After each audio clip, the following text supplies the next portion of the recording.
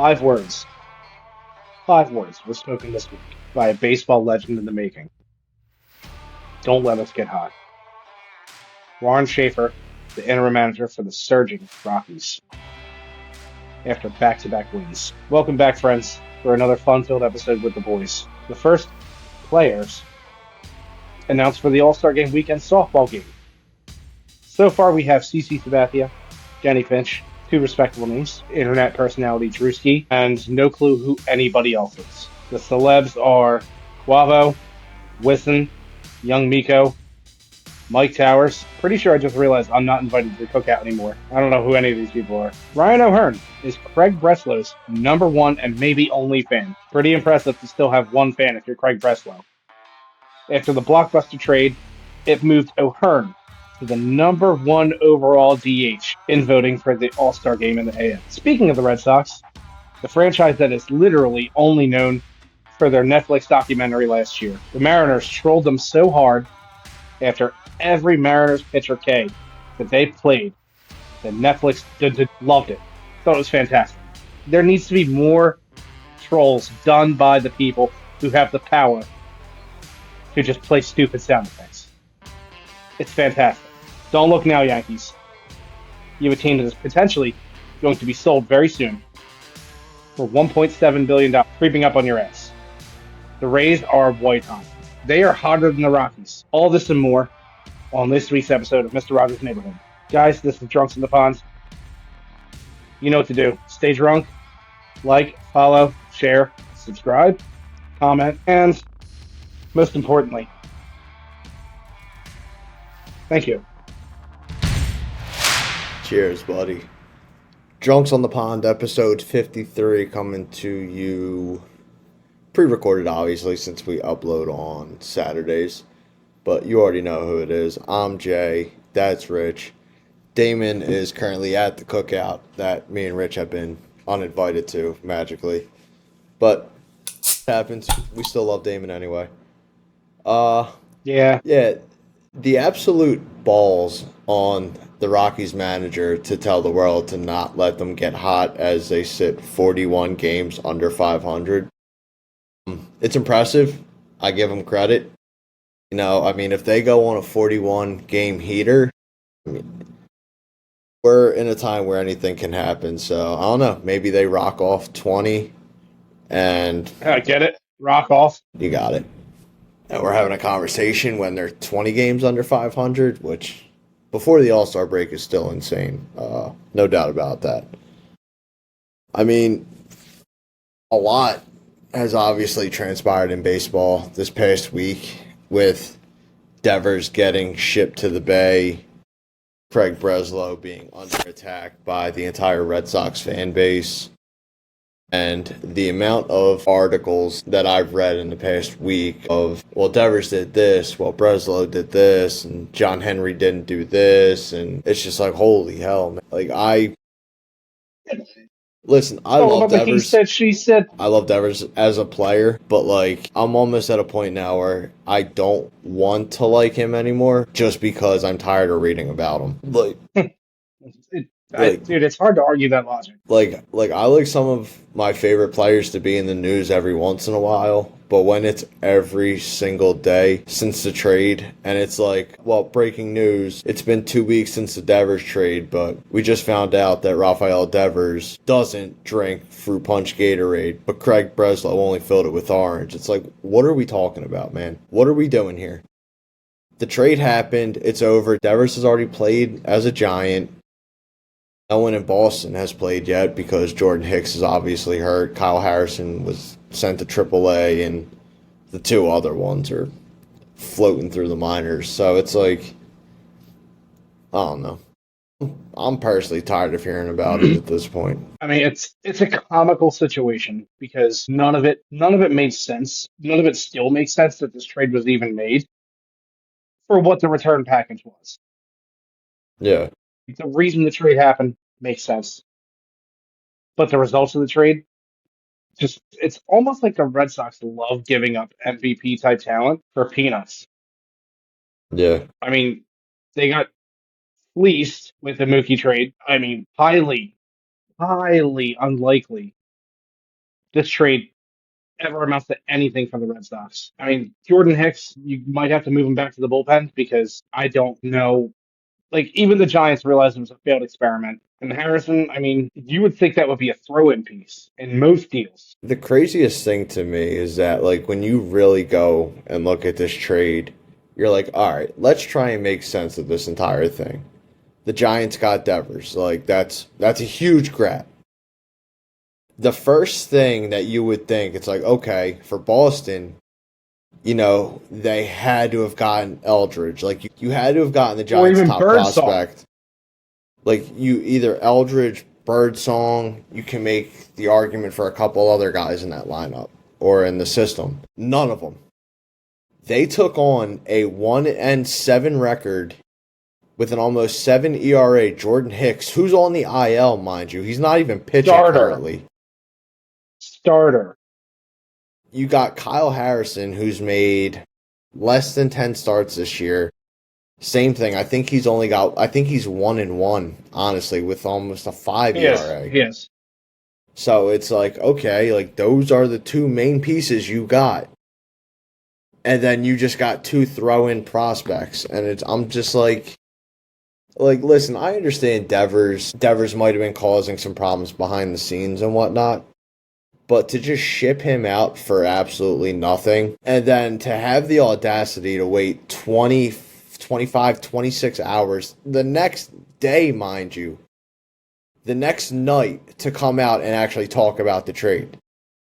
Like, you didn't give anybody answers for an entire day, and when you finally come out to talk about it, you're like, yeah, we really like the package we got in return, and, we have really high hopes for Harrison moving forward. It's like, oh, that's great. You have hope for Harrison. I mean, the guy's fastball heavy. If he starts throwing his secondary pitches, he might turn out to be all right. He could be a number 2 behind Crochet. But No. what are you acquiring Jordan Hicks for? It almost kind of feels like the Giants forced you into it. Being like, here, we'll give you Harrison, but you're taking Hicks too. And at this point, I can just imagine Craig Breslow being like, well, if we can't get their number 1 prospect for a perennial all-star, then yeah, we'll just take Jordan Hicks too. It's like, and the other thing I've been reading is that Craig Breslow is like high on like the numbers, like the metrics and everything like that, to where it's actually kind of like, it's like Craig Breslow and then a circle of just like his people, which has pushed out Red Sox employees who were like, yo, listen, like, we know this. And Breslow's like, yeah, but these guys know this, and I'm going to listen to them first. Which I don't know what the hell Breslow's doing. Guys, I can't don't even make give me you point a at good Pete. excuse. What does he do? He doesn't get on base. Like, It's just like you point at Pete and he's like, he gives up runs. That's what he does. and it's like, we're losing our jobs to you guys? Like, you had the audacity to come out and call it a win-win trade. Like, how? Someone needs to just step forward and be like, I don't know who told you that this was a win-win, but let me give you a 10-minute breakdown on why you lost this trade horrendously. No. Listen, I'm going to sugarcoat it in the best possible way. The only way that anybody should conceive this as a win is that the Giants took on the whole contract. That's the only thing that's even remotely close to a win. But what about it? Like, it's not like you were hurting for money. You're the Red Sox. And you didn't necessarily send them to a poverty franchise, but you sent them to a franchise that doesn't spend money. Well, like, and we're not talking about an owner that just owns one team. We're talking about John Henry here. John Henry owns the Red Sox, the Pittsburgh Penguins, Liverpool FC, who's one of the biggest teams in the Premier League in all of Europe. One of the biggest teams in the world. He's one of the biggest teams in the world. He's got his hands in NASCAR racing, congratulations. Like the Giants are taking on the $250 million contract. But what are you going to do with this money? Is it going back into the Red Sox? Or is this just funding for you to buy another team and just keep the Red Sox where they're at? I agree. Trade makes 100% sense, but what resulted in coming back makes zero sense. You got nothing in return. I know it's not that you're high on Harrison, but you know that there's upside to Harrison. It's just the biggest problem is you're a pitcher. Unless you're proving it, it means nothing. And the other thing that bothers me is that I don't know how true it is. I've seen it a couple times on Twitter, but supposedly they weren't even shopping Devers. So, like, they weren't taking a bunch of phone calls. They just took one of, I guess, the best packages that they got offered, which they made one phone call. They made to the one phone Braves. call that I know of. Yes, and that would have been a deal that the Red Sox would have won. Let me see if I can find it. It was Sean Murphy, Ozuna, and then like two pitching prospects for Devers. I don't know if Atlanta would have taken on the money too, but like I think Atlanta called them back and they're like, yeah, no, we're not doing that deal. And then I guess the Giants must have called an hour later and were like, hey, we'll offer you this dumpster fire with like a burning fridge in it for Devers. And the Giants were like, that's that's all we're giving you. In Boston was like, yeah, we'll take that immediately. Like Devers is already getting off the plane. Yeah, like that was also weird because he got off the plane and went back to Fenway. Like Well, he went back, I guess, to clean out his locker. But yeah, he had to get all of his stuff. I mean, it's not like there was a glove in that locker. Oh No, wait, they told him to trash it. yeah, but guess what? He's willing to play first base for the Giants. It's It's not not surprising. surprising because it's about the way the Red Sox approach everything to him. Fred Breslow should be on the chopping block as far as GMs go because there's nothing during the season that he's done to better this team. I mean, with Cassis going down and you not doing anything, you just brought up all of your youth and then sent Christian Campbell back down with good reason. Yeah, the Christian Campbell demotion had to happen. I mean, it's one thing if you go through like a 2-week slump where you're not hitting. It's another thing where it's an entire month. Almost 2 months. Almost 2 months, yeah. It's been since like the second week of May. That or is first week of May. like that's very reasonable. Like that, I'm fine with.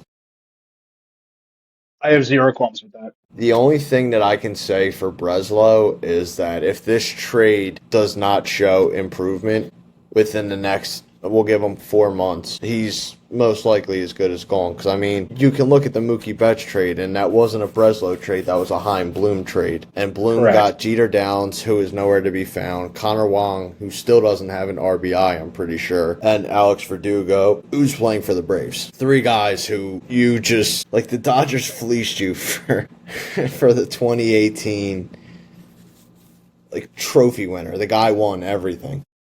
The only thing he didn't win was the Cy Young. So I mean, Connor Wong, 65 at bats, 10 hits, 154 batting average, no RBIs. Yep. All right. So yeah, still no RBIs. So I mean, Doing great. if Jordan Hicks comes back to the bullpen, struggles, Harrison, it's the same. Like, I don't understand how Breslow can keep a job because you've traded, like I said, a perennial all-star for absolutely nothing. I mean, listen, take away the big two in the AL. You got Bobby Witt Jr. and Aaron Judge. And Witt Jr.'s not having his season that he had last year or remotely close. Aaron Judge, however, is having an even better season than he did last year. He's having one of the best seasons we've ever seen in baseball. Devers, without those two, would still be considered an MVP candidate. Yeah. So what? He started the season with 14 strikeouts in his first 17 at bats. No one's talking about that now. No one should be talking about that. Look at his numbers. Like, the dude was putting up. You should have gotten an all-star back at the minimum. Minimum, you should have gotten their number 1 prospect. We're talking about a guy who's leading the league in RBIs. We're not talking about the guy in 6th. We're talking about a guy who's hitting 272 after probably one of the worst starts we've seen. Like, I truly do not care how Breslow tries to spin it. Like, he lost this trade. Kyle Harrison can win a Cy Young, and it's still nothing compared to what Devers has done for you in the pit. Devers was a part of the World Series team. Yeah. Like he was the last piece to be here from the World Series, and I'm supposed to sit here and be like, oh yeah, Breslow truly won this one. It's never going to happen. I mean, more than half of Devers' career been top 20 MVP every single season, and you just get nothing in return. Like, I don't get it. I don't get how there's any feasible mindset in that Red Sox front office who is like, today's a good day. No, you have a black cloud over your franchise right now because you guys just did nothing.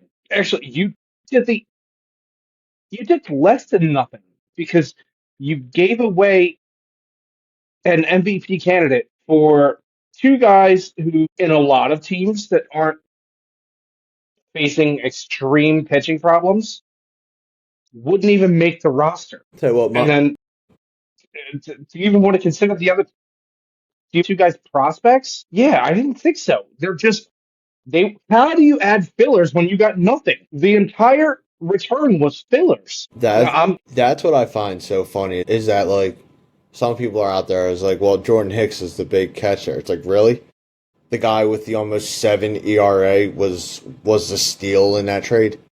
Like congratulations. But I mean, just to finish off the Devers point, because we've been talking about this for close to 20 minutes now, is the It's fact giving me a that headache. the Giants haven't had a 30 home run hitter since 2004. So And who it's was been that? over 20 years since the Giants have had someone hit over 30 home runs. And Devers has a tendency to go 30 home runs, 100 RBIs. Like, that's kind of his calling card. And to answer your question, the last person to do it is Barry Bonds. You may know him. Home run king. 63 home runs? Probably about AKA John Dowd. 500 of them in Covey Cove. Give or take a few. But yeah, Yeah, yeah. this whole this whole situation with Devers and Breslow, they both need to shake their dicks. Like that pissing contest was over a long time ago. None of it needed to happen. Yeah. Like I'm not saying that they didn't need to trade him. They didn't need to trade him and get nothing because there's no possible way Devers feels bad for the Red Sox because of the way they traded him and the way that they kind of teased him around and basically just gaslit him into being a dick to them. But the whole situation is legit a horrible headache. Speaking of headaches, I want to give a big shout out to Hunter Big from the Rays. You took that 105.1 mile per hour fastball off Adley Rutschman's bat to your dome piece while sitting in the dugout. Thankfully, you gave a thumbs up and you're in good spirits and receiving positive evaluations. Good for you. Extremely surprised that you're okay. I don't know many people could take 105 off the dome. Dude got dude got Bro, lit up. there's not enough aspirin in this hemisphere to save anybody from that headache. He has to freebase. He has to freebase aspirin. Just mainline it right into that vein for the next 6 years to feel better. At least I would. I'm surprised Tylenol hasn't called him with a sponsorship because, like, that's a perfect Hey, opportunity right there and be like, hey, I'm so and so from does the your job give you a headache? Tampa Bay Rays. And when I'm not taking foul balls off the absolute face, I'm a major league player. And, when I'm struggling through those days, I take Tylenol PM. Just make a I don't commercial out of sit it. on a I don't sit on a stretcher leaving the stadium going, does anybody else taste blue? Yeah, really. Anyone else smell burnt toast? But also, let's give one more shout out to another not going well or not feeling well person, Ron Washington. Oh, yeah. I did read about that. Hopefully everything is okay with my favorite booger sugar lover. So Ronnie, I hope you're doing okay. I really hope you're not. I hope nothing bad is happening. You've been very consistent face in baseball, basically my entire life. I don't Yeah, want pretty much. anything bad to happen to you. Yeah, I don't want anything bad to happen to you. So hopefully you recover well from whatever's ailing you and you get back to the dumpster fire that is the A's. Or I'm sorry, the Angels. It's the same regardless. For sure. Good luck, Ronnie. So, So, Jay, what's up, brother? I'm slightly curious because this isn't your usual studio. No, Where are you? no. For the people who are watching the video, this is not the usual spot. The pictures aren't hanging up, and I'm not in the lower level. Where I'm currently at is a hotel in Milford, New York. Now, Milford, as some may know, is right outside of a little famous town known for its baseball history, known for its museum. You may have heard of it. It's called Cooperstown. Did Man, I love a a good MILF. did a little weekend trip with Dukes this weekend just to get away. Obviously, taking the baseball history and overall just to get away. I Heck listen. yes. I'm always down to come up here and learn more. Being up here, the 3 hours and 30 minutes it takes on the highway, like it's rough. And then when you see like the Cooperstown exit sign, you're like, oh yeah, it's like home Worth sweet every home. second. Oh, absolutely. Every second. But up in Cooperstown for the weekend. Be back on probably around like Sunday afternoon, maybe a little later. Yeah. Did you did you get a chance to take in the Apple TV Phillies game tonight? Unfortunately, on our little 20-inch TV here, it does not have Apple TV. I could have watched it on my laptop, to be honest with you, but I've followed along on Twitter, and Twitter was more than helpful to tell me that we dominated the Mets 10-2. Yes. One of the coolest things that I've ever actually seen happen in baseball occurred tonight. Jay, do you remember in Rookie of the Year? The correct answer is yes, because we remember everything about that movie. But in Rookie of the Year, when Henry has his only at bat that they show, gets on base, and he's running home. And I don't know if they ever actually gave the name of the Latin player that was trailing behind him on the bases. I know it was on the back of. I know his last name was visible on the jersey for like a quick second when he got Yes, hit, but I but don't think it was ever verbalized.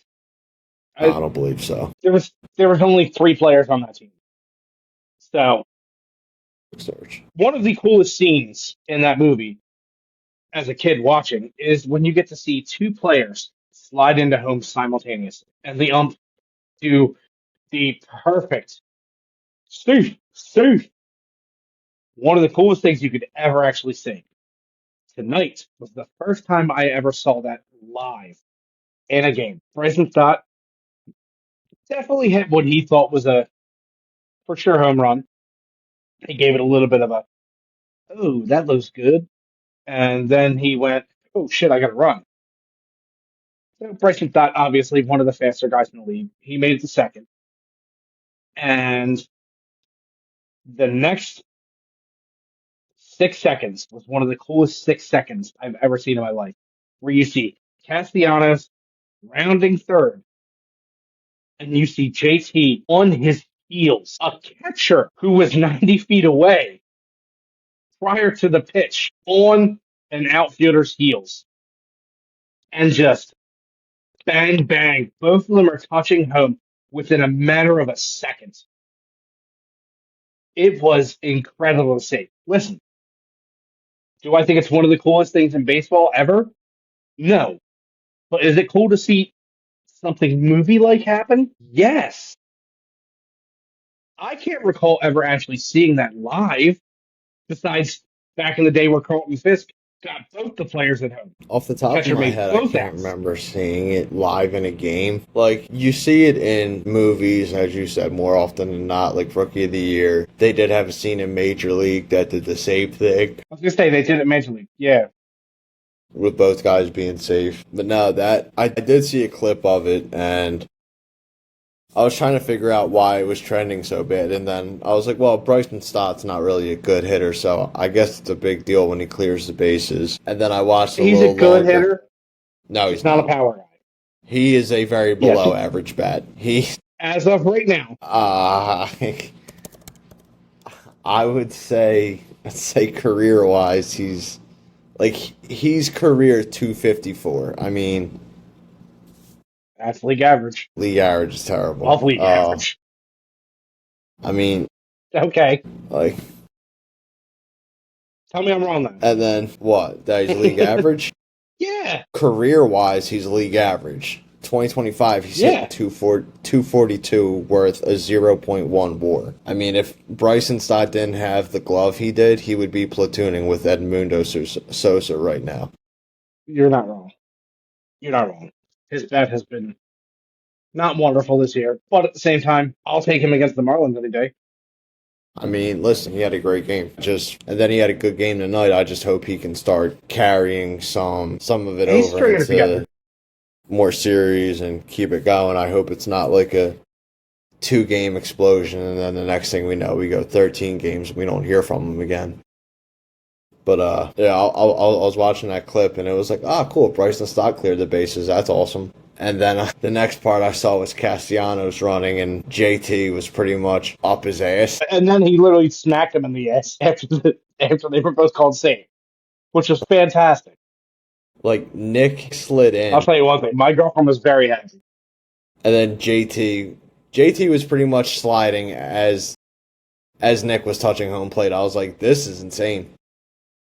Like if this was the Phillies from 10 years ago, both of these dudes would have collided at home plate. Neither of them would have touched home, and it would have been a double play at the plate. They would have tripped over third. Like someone would have tripped over third, the other one would have tripped over the third base coach. It would have been a disaster. You're not wrong. Someone would tell me it would have been John Mayberry Jr. too, who tripped over third and made it hard to defend. No. I'm like, oh boy, this one's going to be a little tough. Listen, I had to say, I think that's one of the coolest things I've ever actually seen in a game because, like I said, it's a movie scene because it's the only place that we've ever seen it. Yeah, Besides, as I said, the Carlton Fisk, I want to say like 76, maybe a little bit earlier, where Carlton Fisk, they had a throwdown or they had a play at the plate, and Carlton Fisk got both players because, number one, he's also one of the greatest catchers of all time. yeah.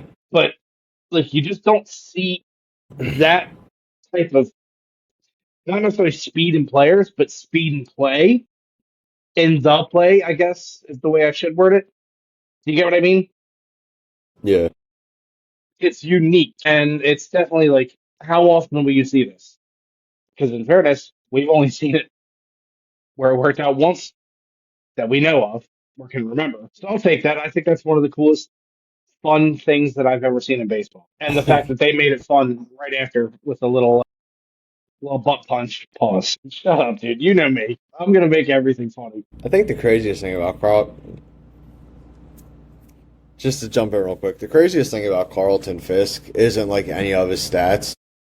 It was the fact that this dude wore number 72 as a catcher. Such a weird number for a catcher. How the hell do you land on 72 as a catcher? Like, he took that number from the White Sox in 81 to all the way to 1993. So, he had it for a while. Wow, never mind. I was just looking at Baseball Reference. I thought Sal Talamacchia had some weird, like, super high number, but he had one, two, three. He had 11 different numbers in his career, and the highest was 39. A weird number that really comes to mind for me. It's not even weird. I guess it's just considered weird considering his first two numbers were just regular numbers, and then he was like, I want that number. Like JP Arancibia, catcher who played for the Red Sox. No, I'm sorry. He never played for the Red Sox. He played for Toronto, Texas, and Tampa Bay. Like in Toronto, he wore number 9, which is fine. Just a regular ass number. Texas, he was like, you know what, give me number 7. This dude goes to Tampa Bay, and he was like, you know what number truly suits me? Number 40. I'm looking at it right now, and that makes no sense. Like, someone should have just stopped him and like, brother, hold on. Like, you want number 40? Like how did you land on 40? I think there's only one number that's retired by the Rays, and that's the same number that's retired by all of baseball, and that's 42. Oh, You had a lot of numbers to choose from, bud. Honestly, the audacity of Aaron Judge to come up and be like, I'm wearing number 99, and someone not going, yo, bro, hold the phone. Like, what have you done in baseball? Obviously, now that we look back, he's done a hell of a lot in baseball, but like, You're more the than welcome to gall, 99 now. the gall to come up and be like, yeah, I'm number 99. Like, oh, okay, dude. Yeah, Listen, sure thing. No problem, pal. I'm just saying, there's only one player who I think of that deserves 99 in all sports. Do you know who I'm thinking? Number 99? Yeah, there's only one player in all sports. Oh, it's Gretzky. No. Same sport, but no. Who the hell Adam is? Banks. Oh, come on with that. Jesus Christ. Yeah, best player in the entire franchise. My man, listen, Banks was good as number 99. Banks was But, great. yo, hold on. Do not disrespect Hawks Adam Banks. Adam Banks with the 9? I have that jersey. I actually couldn't wear it for a while because it was too big. And then I got big, and now I'm like, hell yeah, now I fit my Adam Banks jersey. That's kind of cool. It's comfy now. Yeah, it's like now it's not a dress. I'm like, dude, I'm not disrespecting him in any way. He was the most talented player in the entire franchise. All three movies. He made varsity as a freshman at Eden Hall. My man, you don't Incredible. have to explain the plot for me. I know damn well what Adam Banks was doing. As you should. Cake Conway eater. was a better leader. Conway was a better leader. That's all I'm saying. Not a Conway better was a player. kid.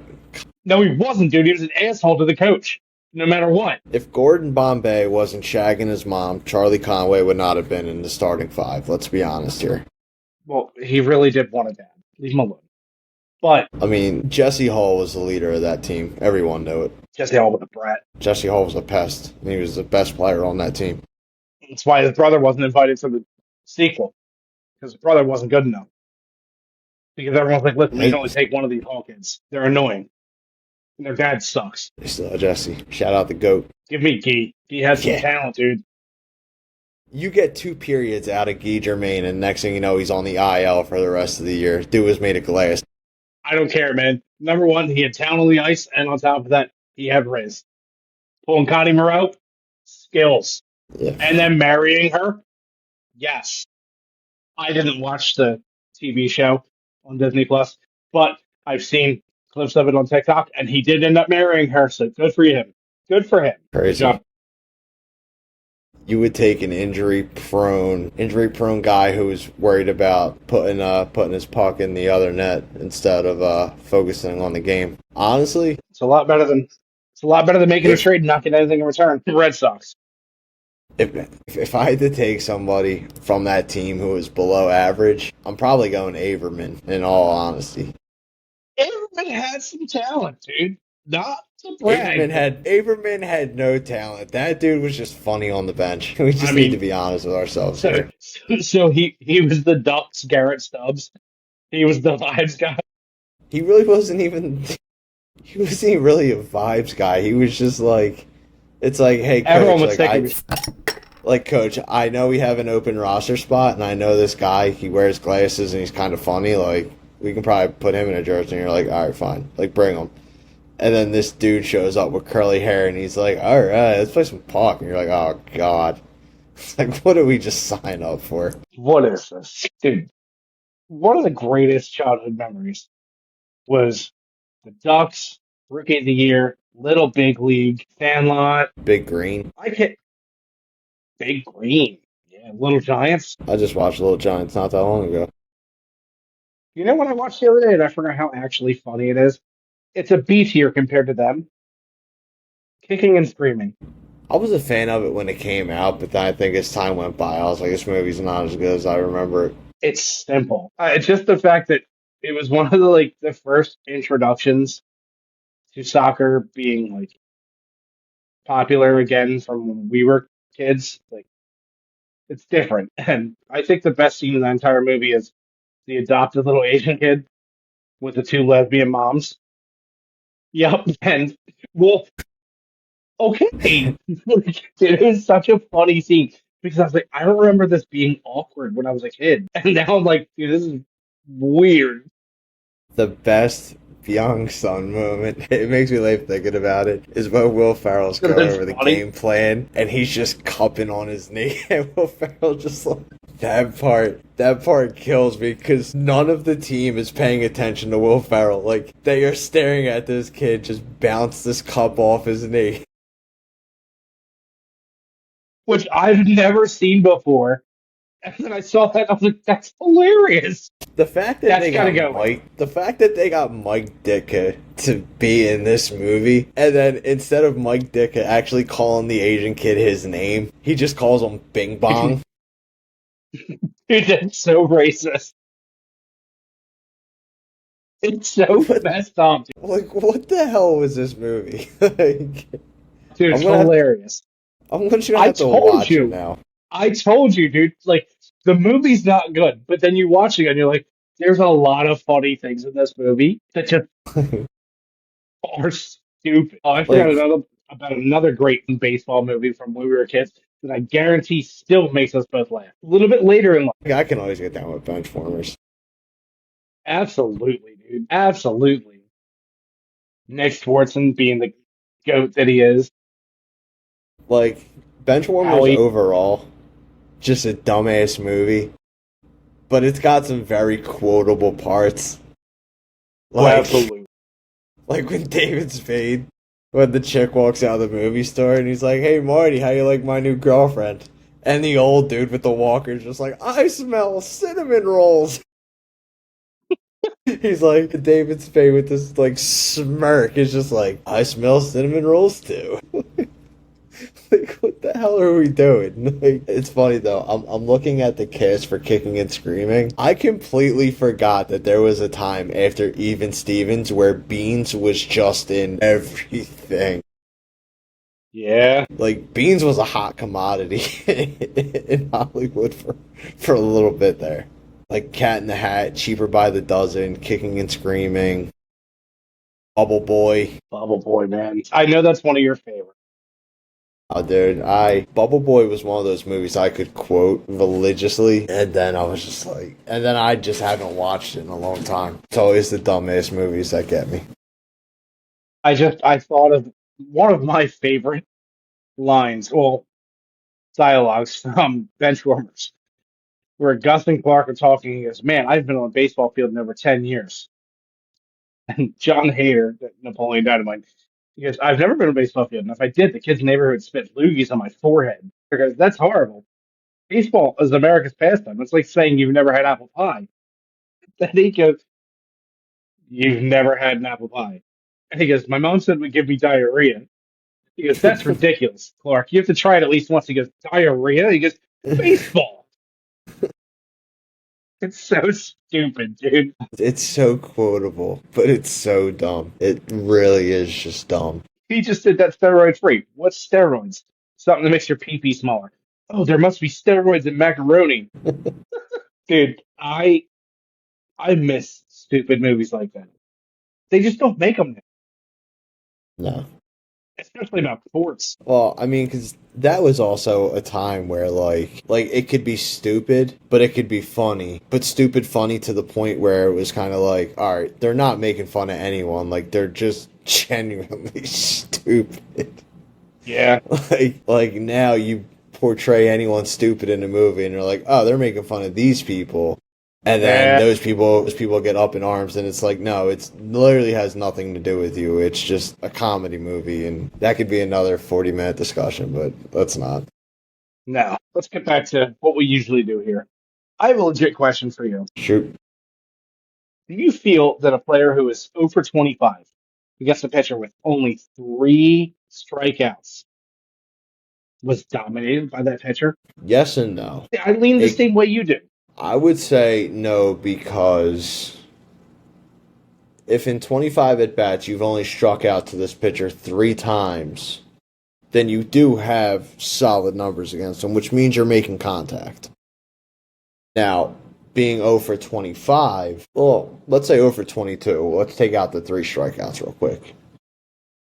You could just be getting severely unlucky, or you could be swinging at the same pitch time and time again and doing the same thing.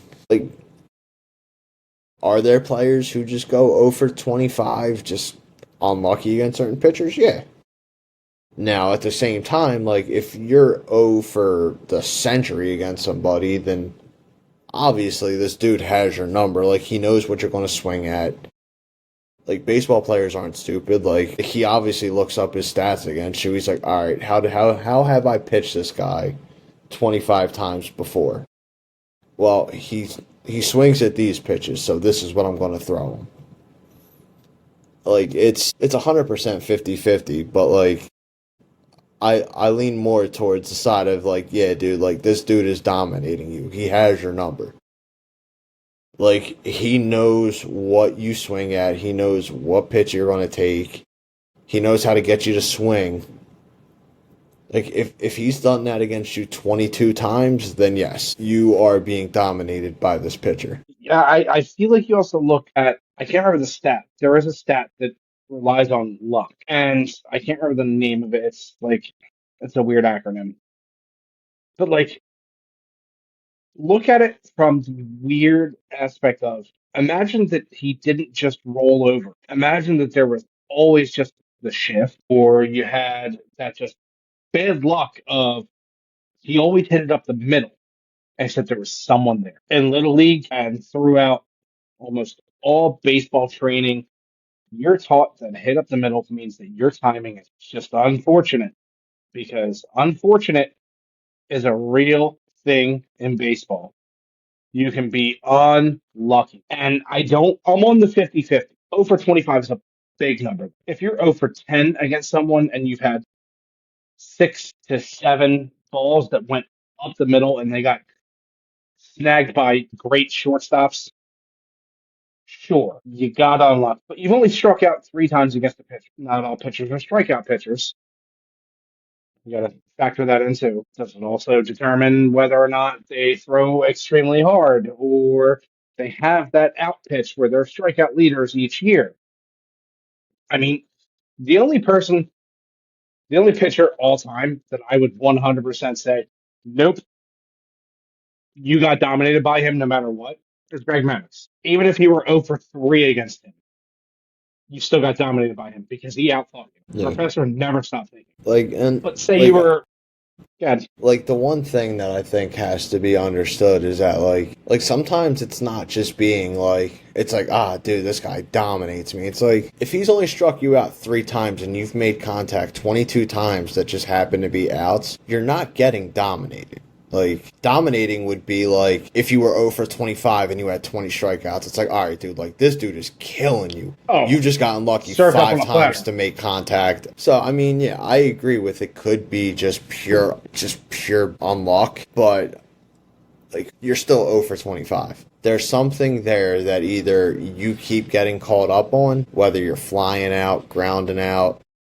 Like, I'm of the opinion that even a blind squirrel finds a nut. Like, you could hit the slowest roller and one finger doesn't grip the ball on the third baseman and you get an infield single. Like, that's still a hit. So I wouldn't call it domination. I would say it's more of that's just how baseball goes. Because, I mean, I've seen the interview you're talking about, and it's weird that he was 0 for 25 against this one pitcher, but he had an over 300 batting average against Chris Sale, of all guys. So it's like Yeah, some some people pitchers just you have your number. genuinely.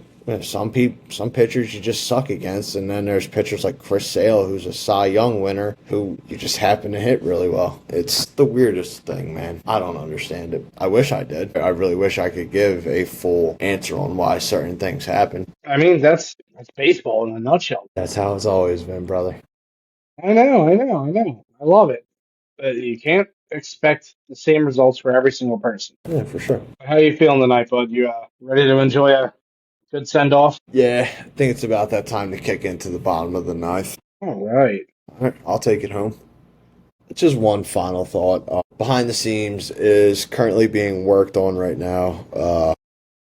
Unfortunately, hit a writer's block, and I feel like after tomorrow going to the museum and taking some time just to enjoy Main Street and do all the things, I'll be back on track and can finish this one off and hopefully get it uploaded within a couple weeks. So for those who are waiting for new episodes, trust me, they're coming. It's just trying to get out of my own way right now. I mean, I'll take Damon's final thought, Thank you, everyone who's tuned in to the podcast, to Behind the Scenes. It truly means a lot, and we are grateful for each one of you. The views, the comments, everything matters. The Instagram follows, watching the reels, it all means a lot, and trust me, it does not go unnoticed by any one of us. And once again, just wanted to thank you all for that. Richie, take it home, buddy. Man, a lot's happened in baseball this week. Lots happened in baseball for everyone and almost no one because it's been such a weird, slow but not slow week. I mean, we got the potential for a sale of a franchise with the Tampa Bay Rays potentially being sold. I think they're drawing up paperwork or at least finishing up paperwork. Yeah, something like that. I, it's from some Jacksonville, I think, realtors group or something like that. It would be nice if something good happens from it. However, if they stay in As I Florida, hoped. I don't know. I mean, it's so weird just to even think that the Tampa Bay Rays won't be the Tampa Bay Rays if they move, but unlikely for a while. I mean, it's not like they have a stadium, so pretty easy to move out. Hey, travel light. Travel light, you don't have to pack a lot of shit when you move. Other than that, this is also one of the worst days in baseball history. June 20th means nothing to baseball history in reality. 1948, the Cleveland Indians drew 82,781 fans for a doubleheader, major league record for regular season game that eventually got broken by the same club in 1954. They attracted 2.6 million fans for that season. Cool, great, awesome. Jesus Christ. I mean, other than that, not much happened. But I'm going to do something different that we haven't done before. Birthday shout-outs to players throughout history. Yeah, we've never done this because I think it's lame.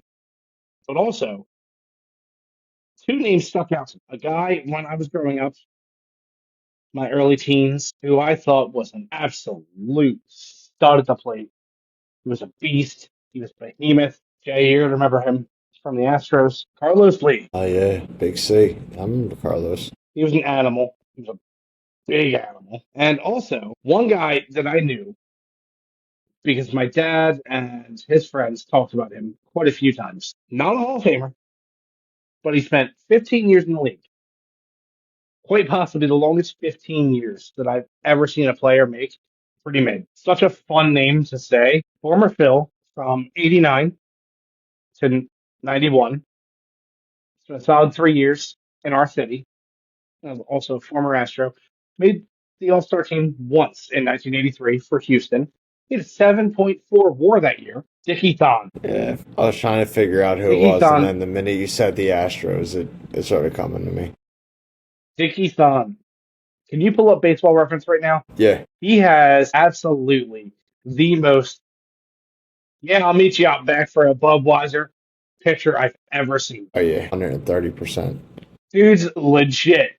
He looks like he would just lean up against the fence, rip a heater, pull another bud out of his back pocket and say, where are we going next? Just slugging butt heavies. Fantastic. Oh, dude. Not even ripping them. Pop open and they're gone. He had such a very weird 15-year career. 3.9 WAR is not much to, complain about. That's not bad. However, 71 homers, 1,100 hits, 264 batting average, 167 stolen bases, and only 435 RBIs. Dude, how'd you last so long? No gold gloves. Some people You just were have just the magic likable. touch. You were just likable, man. People liked you. That's all I got to say about this week. I'm glad we're ending it on Dickie-thon because that is just fun. A 5'11", 160-pound soaking wet, 64 with a six-pack in his pocket. Damn right. It's just a definition Happy of a birthday. good old boy. Yeah, man. Happy Happy birthday, birthday, Dickie. Dickie. And guys, thank you so much. We appreciate everything that you guys ever say, do, and keep doing it. Please. I agree. And I mean, you already know who it is. I'm Jay. That's Rich. This has been Drunks on the Pond. Thank you very much for tuning in. And we will see you all next Saturday. But Z, I need you to do me a favor, baby. Hit that music. It's time to get the hell on out of here. Peace.